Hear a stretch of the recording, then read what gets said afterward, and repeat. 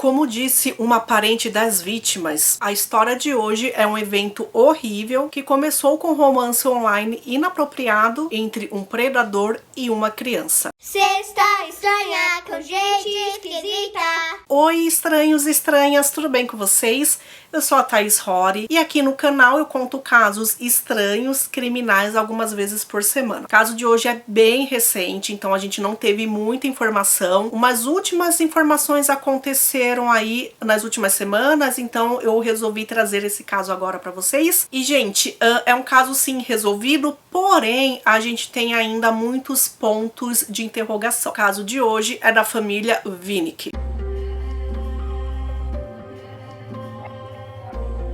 O caso envolve menor de idade, então a gente não pode ter o nome dela divulgado, eu nem sei o nome dela. Então, por isso eu vou trazer o caso de uma forma diferente. Vou trazer conforme os acontecimentos ocorreram e conforme então as coisas foram descobertas. Dia 25 de novembro de 2022, os Estados Unidos ainda estava em vibe de feriado, porque um dia antes tinha sido o dia de ação de graças, então essa seria a sexta-feira da Black Friday. Pois é, trouxe pra vocês uma história que aconteceu numa sexta estranha, né? Em uma rua de um bairro tranquilo na Califórnia, um vizinho achou bem estranho quando um carro Kia vermelho estava parado ali em frente à garagem dele. Então o vizinho ficou observando. Quando ele viu o dono do carro se aproximando do carro, então ele resolveu sair e dar uma bronca, né? E falou: olha, você não pode deixar esse carro aqui não, na frente da minha garagem. O homem educadamente pediu desculpas. Só que aí tinha algo muito mais estranho. O homem estava puxando pelo braço a vizinha de 15 anos de idade. Para vocês terem noção, esse homem, ele estava vestido todo de preto e estava com uma máscara preta. Só que dava para perceber que ele não era jovenzinho da idade da menina, ele era um homem bem mais velho. A menina de 15 anos, ela estava descalça, ela estava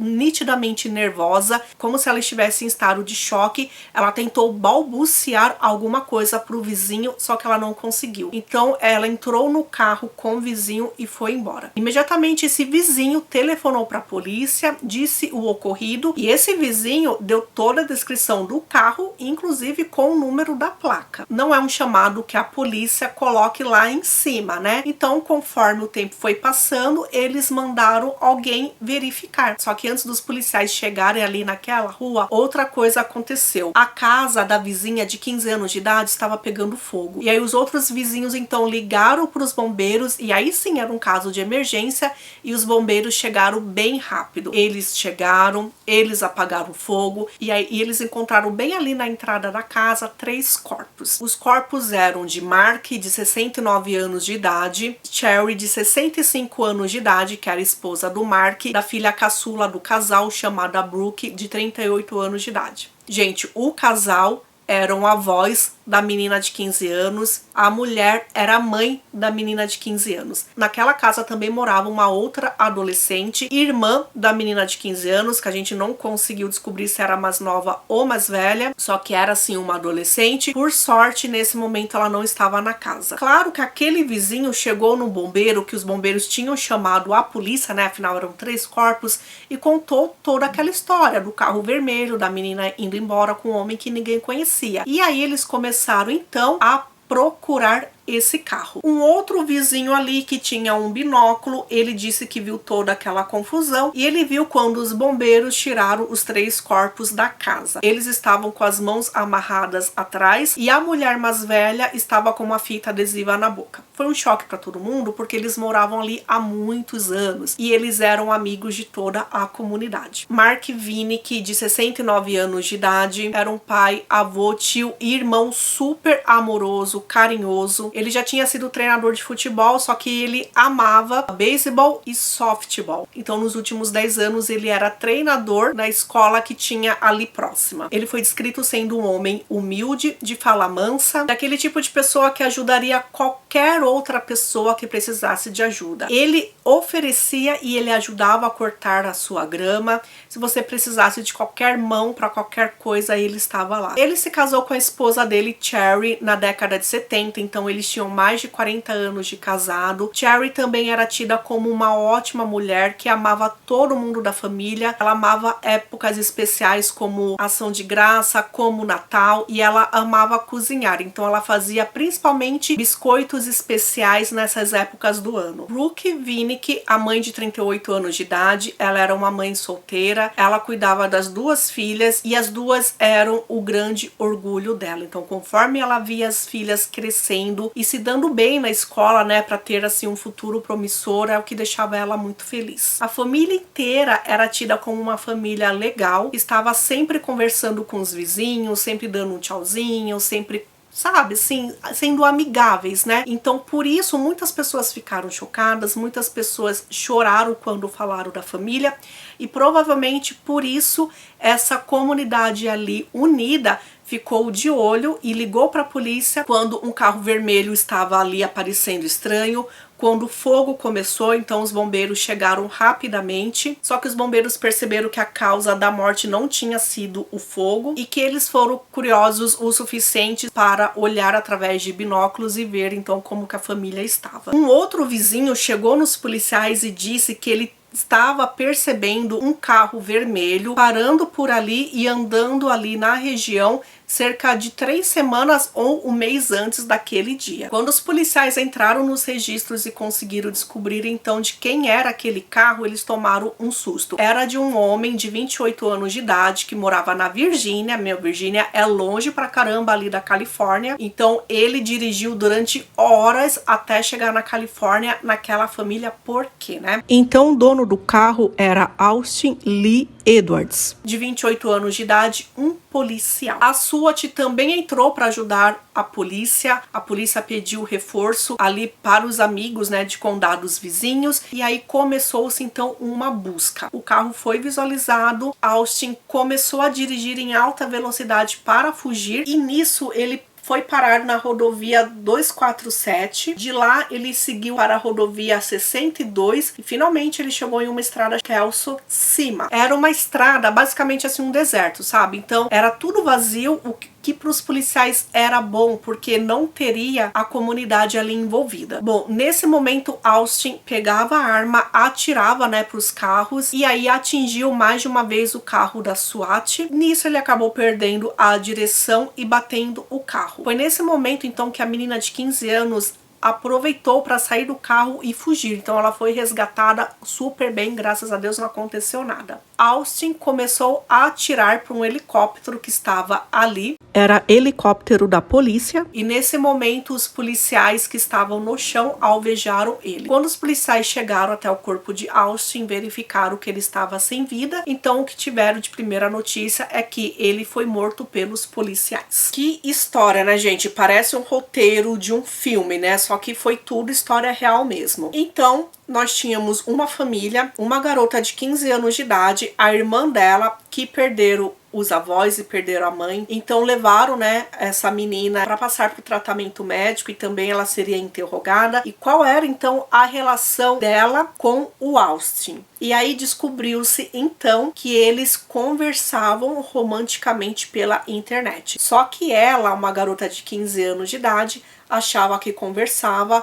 com um garoto de 17 anos. Então, ele fingia ter 17 anos, eles ficaram um bom tempo conversando, ainda não se sabe quanto tempo, se foram meses, se foram anos, só que aí ele se achou no direito de pedir fotos explícitas dela. E foi nesse momento que a garota falou que não ia mandar. E ela ficou tão brava com isso, tão chateada, que ela acabou então parando de falar com ele. Ele começou a procurar ela em outras redes, com outros nomes de perfil, e ela continuava bloqueando. Então não se sabe se ele foi até lá para raptá-la e se ele fez isso com a família para forma de vingança. A necropsia no corpo do Austin foi feita, e aí então descobriram que não foram os policiais que tiraram a vida dele. Pelo menos foi o que foi dito ali, né, através do médico legista. Ele disse que Austin morreu com um tiro auto-infligido. Ou seja, seja, ele tirou a vida dele mesmo. Gente, por ser um policial, ele estava armado e essa arma era da corporação. Descobriram que algumas semanas antes dele ir lá tirar a vida dessa família, ele tinha comprado uma casa que custava 80 mil dólares, uma casa ali mesmo na Virgínia. Ele comprou essa casa dia 14 de novembro. Ele precisou ir até um escritório lá para pedir, então, para religar a água. E aí ele chegou lá, é possível ver algumas imagens dele, onde ele estava vestindo um sobretudo. Eu não sei porque os moradores vizinhos novos, né, que chegaram a conhecê-lo, disseram que achavam estranho ele utilizar um sobretudo naquela época, não sei porquê. E essa casa que ele comprou, gente, era uma casa que ficava afastada da estrada, ou seja, se você passasse por aquela estrada, você não ia ver a casa dele, você ia ver uma casa na frente, a casa dele estava atrás, então era algo assim meio escondido. Se você não entrasse exatamente na ruazinha dele, você nem saberia que tinha uma casa ali. E não foi isso só que os vizinhos novos acharam estranho também. Eles disseram que assim que chegou lá, Austin quase não tinha móveis, então era uma casa basicamente sem móveis, e viram quando ele pegou tinta de carro e pintou as janelas. Ou seja, para quem enxergasse de fora, não ia poder ver o que estava acontecendo. Você tem noção que você tem uma casa com as janelas de vidro pintadas? Isso é muito suspeito. Essa casa que ele iria morar era uma casa de 2 quartos e um banheiro num condado chamado Saltville, onde tinha somente 2.000 habitantes. A moradora anterior tinha falecido em 2019. Bom, sobre a morte da família, a polícia divulgou que sim, que era um homicídio. Não poderia divulgar ainda, né, como que as coisas aconteceram, só que a família não foi morta por causa do fogo e nem por causa de tiros, né? A causa da morte não foi a arma. A partir desse momento, os policiais então começaram a interrogar a vítima de 15 anos, porém não queriam abusar muito disso, né? Afinal, ela tinha acabado de perder toda a família, e o que se sabe é que a polícia foi investigar se ele costumava ir atrás de outras menores de idade. Enquanto essa investigação não saía, eles descobriram, assim, coisas meio absurdas. Isso referente ao estado psicológico do Austin. Em 2016, quando ele tinha por volta de 20 anos, 21 anos de idade, ele teve uma briga muito feia com o pai dele. Austin tinha coleção de facas e canivetes. Dia 8 de fevereiro de 2016, ele estava muito agitado. O pai percebeu, na verdade, que ele estava muito triste, e depois que eles assistiram um jogo na televisão, ele foi pro banheiro. Como ele estava demorando muito no banheiro e o pai escutou um barulho estranho, o pai arrombou a porta. E aí ele tinha se machucado. Ele estava com um dos canivetes dele e tinha cortado a mão. E o pai, né, com medo, acabou ligando para emergência, né? O filho ia fazer alguma besteira. Quando o pessoal da emergência chegou, o filho e o pai estavam no chão, os dois estavam brigando ali freneticamente, e eles nem conseguiam separar os dois. Quando os dois se separaram, ele continuou ameaçando o pai dele. Gente, além de tudo, quando a polícia chegou, eles verificaram que o pai do Austin tinha várias mordidas ali no braço dele, né, que o Austin tinha feito. Eles quiseram também que ele passasse por um atendimento hospitalar, só que o pai dele não aceitou, provavelmente, né, porque qualquer visita que você vá ali no hospital acaba sendo cara, né? Então pode ser que tenha sido isso. Conseguiram amarrar o Austin até a maca. Por causa disso, né, dessa ameaça, eles chamaram a polícia, levaram o Austin para o hospital. Ele ficaria lá pelo menos 72 horas. Os médicos encontraram uma probabilidade substancial de que, como resultado de uma doença mental, o Austin em um futuro próximo fosse prejudicar a ele mesmo ou a outra pessoa, porque ele não tinha a capacidade de se proteger contra danos, o que é muito grave. Por causa disso, ele precisou ir pro juiz. O juiz determinou que ele faria um tempo de tratamento, ele aceitou, e foi dito naquela época que tudo isso aconteceu porque ele estava tendo problemas com uma namorada. Bom, o juiz determinou que Austin devia ficar sem ter contato com armas, sem comprá-las, sem nada, só que depois de um tempo isso foi revogado. E aí então tava todo mundo chateado porque, caramba, como um homem desse, com problemas psicológicos, psiquiátricos, chegou a ser policial? E aí determinaram o quê? Que houve falha humana em verificar todo o histórico dele, né? Bom, ele teve uma vida que ele trabalhava em lojas de departamento e depois ele acabou fazendo cursos estudando para entrar para a polícia. Então, em 6 de julho de 2021, ele entrou para a academia e ele se formou dia 21 de janeiro de 2022. Ele começou a trabalhar, ele atuava no condado de Henrico e ele ficou lá até 28 de outubro de 2022, quando ele mesmo renunciou ao cargo. Só que daí ele já estava com outro cargo em mente. No mês seguinte, em novembro, ele entrou para o gabinete do xerife do condado de Washington, também na Virgínia, onde ele se tornou patrulheiro. Então a polícia disse que ele era um ótimo funcionário, ele não teve nenhum problema de repreensão ou investigação interna. A polícia faz constantemente avaliações de desempenhos e avaliações também psiquiátricas. Antes de entrar na corporação, ele fez vários testes, inclusive teste do polígrafo também, e não houve nada suspeito. Porém, o que eles erraram é que eles não foram verificar o passado dele. Então, eles não souberam dessa intervenção psiquiátrica que aconteceu em 2016. Então, uma ex-namorada do Austin entrou em contato com a polícia, né? E ela disse que na época que ela namorou com o Austin, ele tinha cerca de 20 ou 21 anos e ela tinha 13. E o relacionamento foi a partir dos 13 anos até os 15 anos dela. Também foi um relacionamento online. A gente não sabe o nome dela, ela não quis falar. E ela disse que começaram a namorar através de uma rede. E nessa época eles chegaram a trocar mais de 4.000 mensagens. Eles ficaram um tempo conversando e depois ele chegou nela e falou assim: olha, eu menti minha idade pra você, eu tenho 20 anos de idade. E ela disse: eu também menti, eu tenho 13. E só que isso não foi impedimento pra ele, porque parecia mesmo, pelo histórico, que ele gostava de garotas jovens, né? Aí ele começou a pedir fotos dela nua e ela não mandava, só que conforme foi, ele começou a ameaçá-la muito. Ele era uma pessoa desequilibrada, então ela começou a mandar essas fotos para ele. Então eles saíram de salas de bate-papo que eles conversavam para o Skype. Teve um dia que ele queria conversar com ela pelo Skype, ela disse que não dava porque a mãe dela estava ali, e aí ele disse: então tira a vida da sua mãe. E eram conversas assim que aconteciam, que ele dizia que ele só vivia por causa dela, sabe assim, coisas que ela percebia que não era normal. Ela disse que muitas vezes ele acabava se tocando quando eles conversavam. Ele pedia para ela tirar a roupa naquele momento, só que ela não fazia isso. Ela nunca disse, por exemplo, o nome verdadeiro dela para ele, nunca disse o endereço dela para ele. Só que sabia, por exemplo, o estado que ela morava. E aí uma vez ele chegou nela e falou assim: olha, eu encontrei passagens de ida e volta. Deixa eu comprar essa passagem de avião pra você, pra gente se conhecer pessoalmente. Claro, ela não aceitou. Bom, ela disse que mais conversava com ele por causa de medo mesmo que ela tinha. Esse relacionamento, né, virtual ficou quando ela tinha 13 anos até os 15 anos dela. E aí, de repente, ela resolveu parar com aquilo, ela bloqueou ele. E aí foi na época que bate com a época que ele teve aquele problema, que ele acabou internado um tempo em 2016. Então o problema com a namorada, ela acredita realmente que tenha sido ela. Então olha só, era uma namorada virtual que ele nem conhecia pessoalmente, ele ficou neurótico desse jeito. Para susto dela, ela disse que ele continuava encontrando ela.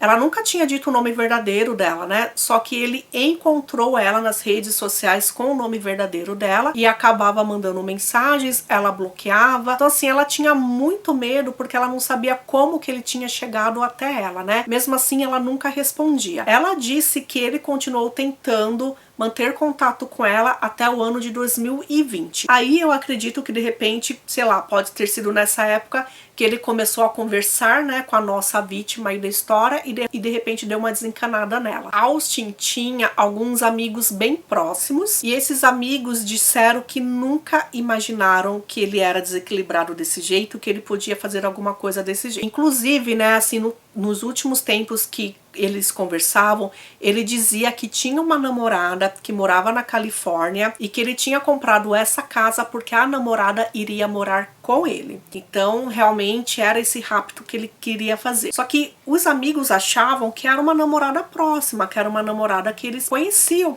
pessoalmente, né? E não era bem isso que parecia. Bom, a tia da menina de 15 anos foi até público e aí ela disse para os pais, por favor, tomarem muito cuidado, ficarem de olho realmente no que as crianças e adolescentes fazem através dos seus computadores. Esse caso foi um caso de perseguidor de crianças pela internet e que acabou tirando a vida de todo mundo, né? Adolescente, criança se acha muito esperto, só que realmente eles não são nada espertos. Se adultos caem nesses golpes, né? Imagina criança e adolescente que não entende ainda do problema emocional que tudo isso causa, né? Então o problema emocional acontece e acontece problemas relacionados com segurança e morte, que esse foi um exemplo também. A causa exata da morte da família ainda não foi divulgada. Eles não sabem se Austin e a adolescente já tinham se encontrado alguma vez pessoalmente.